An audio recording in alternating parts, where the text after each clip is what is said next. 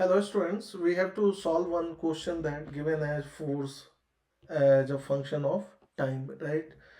And we have to find out change in momentum of object for time interval 0 to 2 seconds. So we know that F is equal to dp by dt.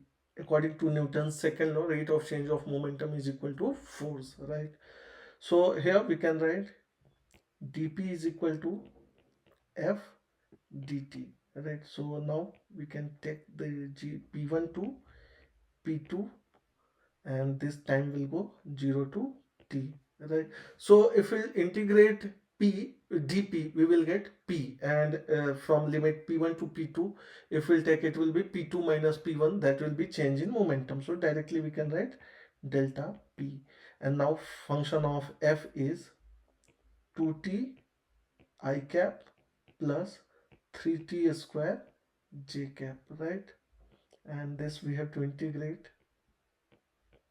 dt 0 to 2 seconds. So now if we'll integrate 2t, it will become how much?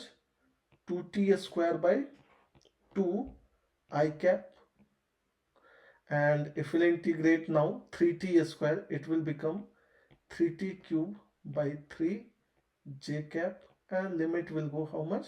0 to 2. So now this will get cancelled out, this will get cancelled out. It will become t square I cap plus t cube j cap, and limit will be 0 to 2, right? So now if we'll take place of t 2, it will become 4 I cap, and it will become t cube means 8 j cap. Clear? Right. So now the change in momentum delta p will be 4 I cap plus 8 j cap. If we'll talk about the magnitude of delta p, will be equal to how much? Under root 4 square plus 8 square, that is how much? 16 plus 64, that is how much? 0 and 7 8 80, under root 80 Newton into second. Clear? I hope you understood this problem. Okay.